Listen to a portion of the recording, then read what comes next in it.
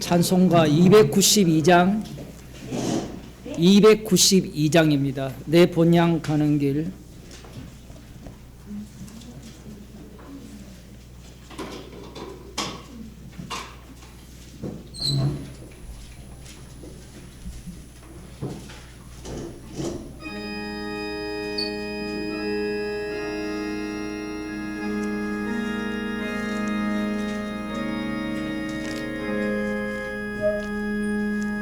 내 본향 가는 길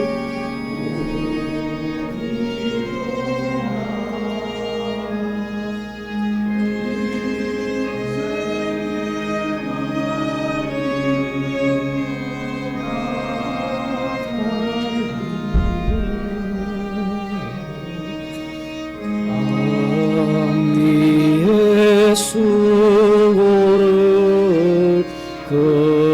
그치라 하시니 내 앞에 남은 길 오직 저기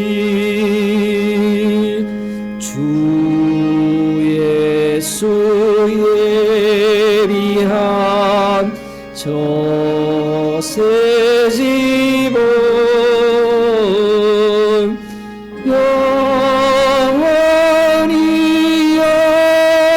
영원히 빛나는 집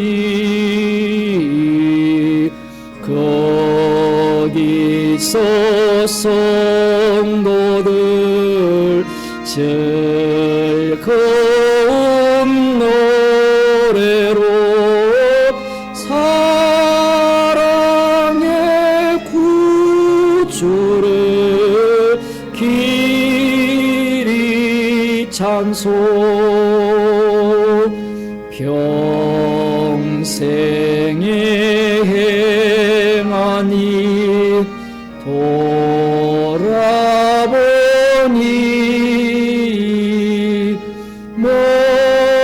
못한 일 많아 부끄럽네.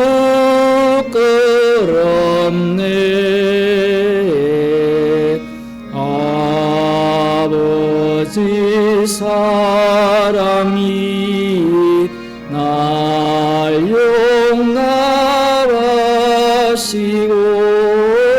생명의 면류관 주시리라.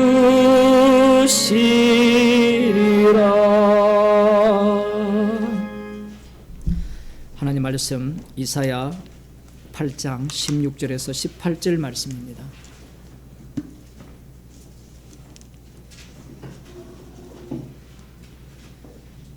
제가 읽어드리겠습니다. 너는 증거의 말씀을 삼으며 율법을 나의 제자 중에 봉함하라. 이제 야곱 집에 대하여 낯을 가리우시는 여호와를 나는 기다리며 그를 바라보리라. 보라, 나와 민 여호와께서 내게 주신 자녀들이 이스라엘 중에 징조와 예표가 되었나니 이는 시온산에 계신 만군의 여호와께로 말미암은 것이니라. 아멘. 선지자를 통하여서 이 아하스 왕에게 하나님의 뜻을 증거하라고 하셨죠.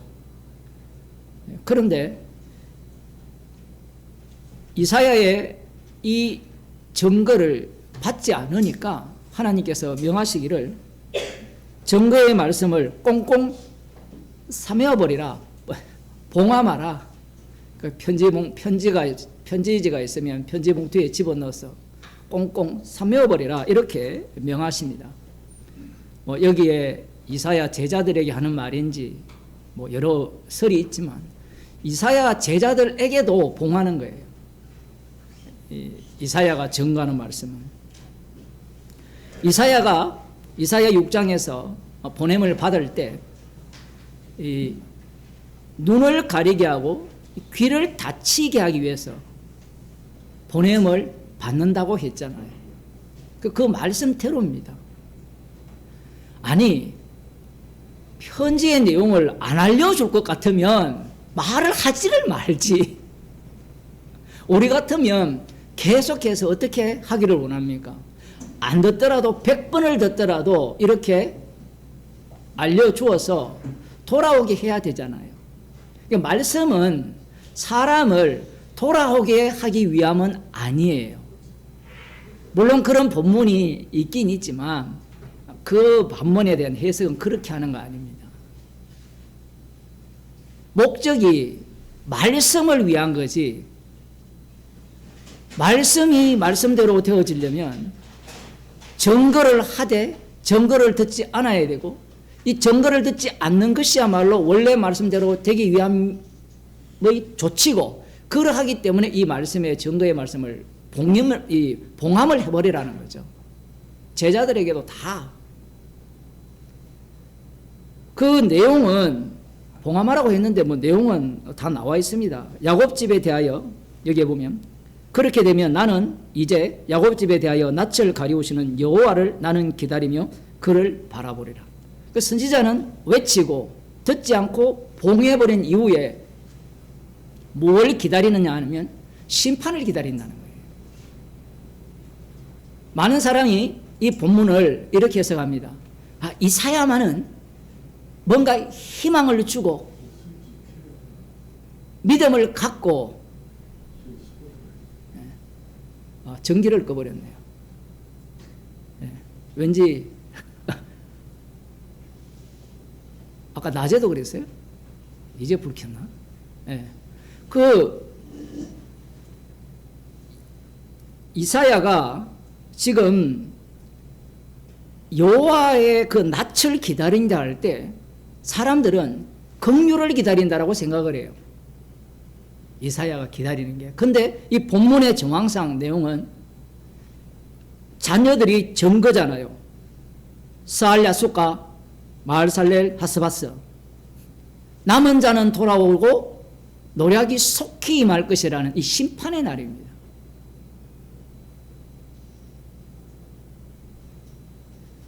봉함하지 않든 하든 안 들은다는 거예요. 그냥 하나님이 아예 막아버립니다.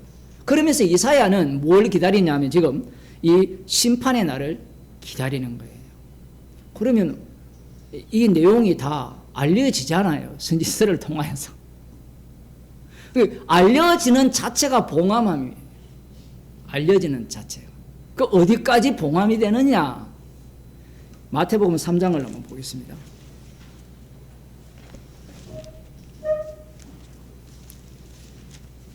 세례요한이 나오는데, 세례요한이 유대 광야에서 전파해 가로되 회개하라 천국이 가까워왔느니라 이렇게 외치죠. 10절에 보면 이미 도끼가 나무 뿌리에 놓였으니 좋은 열매 맺지 아니하는 나무마다 찍혀 불에 던지우리라. 그 이사야가 기다리는 날이 무엇인가 하면 심판의 날이에요. 심판의 날을 기다렸잖아요. 물론 이것은 1차적으로 아수르 제국의 공격이고 바벨론의 심판이고 그 내용을 다 담겨 있는데, 조금 더 들어가면 하나님께서 봉함함으로 말미암아 어떤 사태까지 유발시키는가 하면 하나님의 성전인 예루살렘 성전까지 불살라버리는 그 사태로 몰아가는 겁니다. 자, 그 이후에 지금 이 세례요한이 등장을 했는데, 세례요한에게는 과연 이 이사야 예언자, 광야에 외치는 자로 등장을 하잖아요. 그러면 이사야 선지자의 말씀을 제대로 깨달았느냐 하면 깨닫지 못한 거예요. 마치 오늘날 목사들이 조금 전에 이사야 8장 얘기를 여호와의 낯을 기다린다 할 때 그 기다리는 게 뭔가 하면 회개하는 자는 하나님이 돌아보실 것이라는 거죠. 하나님의 자비를 기다린다라는 겁니다. 그게 딱 어떤 자의 수준인가 하면 이 세례 요한의 수준이에요. 세례 요한을 긍정적으로도 봐야 되고 부정적으로도 봐야 돼요. 세례 요한은 두 요소를 동시에 보여주는 인물입니다.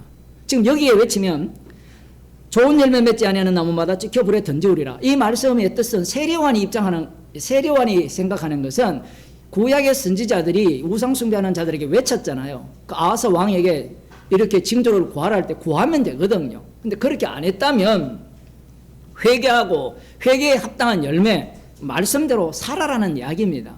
율법대로 살아라. 그러면 도끼에 찢기지 않을 것이다. 이렇게 세례요한은 전했는데 예수님의 말씀이 이 세례 요한의 말씀을 품어버리면 열매 맺지 않는 나무마다 찍혀 불에 던지우는데 그 열매 맺는다는 의미는 열매를 누가 맺느냐라는 거예요. 예수님께서 자신의 십자가로 열매 맺는 자를 만든 거예요. 이렇게 들어가게 되면 세례 요한에게까지, 그 선지자들은 세례 요한까지거든요. 그 세례 요한까지 이 이사야 선지자가 기다린다 했을 때 그 한계성을 품으면서 메시아를 증거하게 되는 겁니다.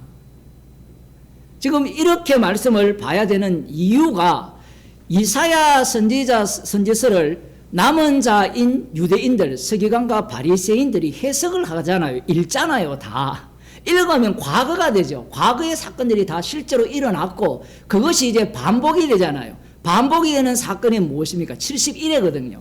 70년에서 71회로 바뀌면 그들은 이사야 선지자의 그 예언을 읽으면서 우리에게는 이 예언이 봉해졌어요, 열렸어요?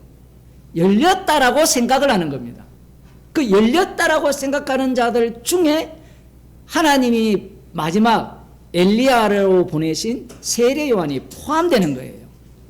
그러니까 세례 요한의 해석은 바리새인과 서기관의 해석을 같이 품고 있으면서도 그럼에도 불구하고 마지막 참 선지자로서 그 기능을 감당하게 되는 겁니다. 그 세례 요한이 몰랐다는 것은 아무도 모른다라는 거예요. 그러면 이 원리가 예수님이 십자가에서 다 이루시면 이 원리가 취소될까요? 지속적으로 유지될까요? 이게 이제 난제죠.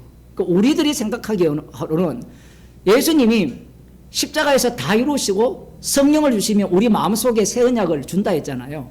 하나님의 말씀을 우리 마음판에 새긴다 했으니까 그러면 이제는 우리에게는 확 열렸을 것이라 생각을 하는데 말은 맞아요. 그 열렸다 했을 때 오늘 오전에 로마서 7장을 했을 때 어떤 내용이 두 가지 요소가 같이 담겨 있거든요. 아니요가 같이 나와야 돼요. 이 성령을 우리에게 주셨다는 것은 봉함된 것은 끝까지 봉함이라는 거예요.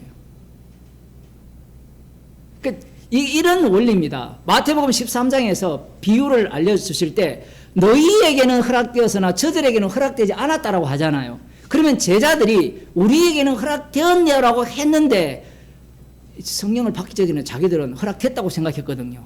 비유를 안다라고. 근데 성령을 받아보니까 이 비유에 대한 실제 적용은 누가 치냐 합니까?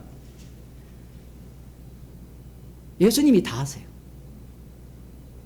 자기들은 뭐 안다라고는 표현할 수 있는데 성령께서 친히 인도하셔서 그 비유의 말씀의 실제 상황으로 만들어내시는 거예요. 아니, 목사님은 왜 그렇게 어렵게 이야기하느냐. 제가 우리가 성령을 받으면 이제 봉한 게 다 풀렸지 않습니까? 예수님이 다 풀어줬지 않습니까? 그 풀어줬다라는 말의 의미가 제가 생각하기에는 거꾸로 생각을 해야 되는 거예요. 그 성령을 받았기 때문에 봉함이 봉함으로 남아있는 거예요. 그래서 이 사도행전을 보게 되면 이미 열림을 받았잖아요. 열림을 받았다면 아는 거잖아요. 근데 아는 것을 복음을 전할 때 그것이 먹힙니까? 안 먹힙니까? 안 먹히는 거예요.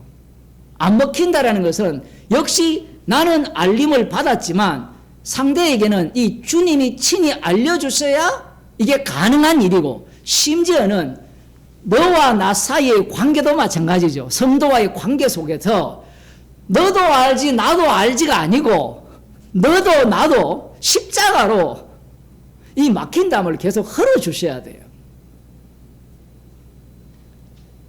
지식의 공동체가 되는 것이 아니라 죄인의 공동체가 되는 겁니다. 그래서 성도들은 안다라고 하는 자들이 아니에요. 성도들은 안다라고 하게 되면 어떤 사태가 발생하는가 하면 지식의 향연이 펼쳐지면서 교회에 오래 다니는 사람이 어른 행세하게 되어 있어요. 제 설교를 보면 누구를 타켓으로 삼고 있습니까? 대체로 오래 다닌 사람. 아이고 감사합니다. 본인을 여기서 이게 왜 그런가 하면 소자는 어린아이기 때문에 십자가 핏밖에 없어요. 그런데 이 소자가 오늘 아침에 이제 예배 끝나고 우리 오 목사님하고 대화를 잠시 나누는데 로마서를 어른 만들기 위한 로마서로 해석했다는 거예요. 어른 만들기. 오늘 제 설교를 들으시고 눈물을 흘리셨는데 이게 뭔가 하면 주님은 어린아이로 새롭게 계속 창조하시거든요. 어린아이. 근데 로마서를 해석을 하는데 계속해서 어른 만드는 거, 어른. 이 본문도 마찬가지예요. 우리는 이제야 열렸다는 거예요. 뭐 좀 유명하다는 목사는 이제야 열렸다, 이제야 알았다. 들어가 보면 십자가 자랑하는 게 아니라 말씀을 이제 풀었다는 얘기를 해요. 왜 주님이 세상 끝날까지 우리와 함께 동행하시고 성령을 주셨느냐? 그 이유는 너희들은 끝까지 몰라라는 거예요. 끝까지 죄인으로 남아야 돼요. 죄인으로 남을 때 오호라 나는 공간 사람이란 조차도 주님의 그 성령의 역사로만 나올 수밖에 없는 그 사태로 몰아가시는 겁니다. 그래서 우리가 말씀을 보면 볼수록 봉함된 말씀임을 알 수 있어요. 진짜 이 성령 못 받은 사람은 이제 알겠다는 이제. 제가 그 말을 부정하는 거 아니에요. 이게 두 가지로 사용되기 때문에. 진짜 성령을 받은 사람은 정말 십자가 앞에서 죄인 중에 개수로 그 욥이 입을 막았잖아요. 그 이야기 다 해놓고 입을 계속 열어. 본인이 그 얘기를 냈으면 진짜 복음의 세계로 들어가면 입을 막게 돼 있거든요. 기도하겠습니다. 하나님 아버지, 말씀이 육신이 되셔서 말씀을 친히 다 이루시고 친히 다 이루셨음을 죄인을 갖고 이 십자가의 지혜를 증거하는 증인으로 삼아주심을 감사드립니다. 정말 주님이 홀로 다 이루었고 우리들은 말씀에 무지한 자요 어리석은 자로 날마다 드러나게 하심을 감사하는 주의 백성이 되게 하여 주옵소서. 예수님 이름으로 기도드리옵나이다. 아멘. 하늘에 계신 우리 아버지여, 이름이 거룩히 여김을 받으시오며 나라의 임하시오며 뜻이 하늘에서 이루어진 같이 땅에서 이루어지이다. 오늘날 우리에게 일용할 양식을 주옵시고 우리가 우리에게 지은 죄를 사하여 준 같이 우리의 죄를 사하여 주옵시고 우리를 시험하게 하지 마옵시고 다만 악에서 구하옵소서. 대개 나라와 간섭을 영원히 삼나이다.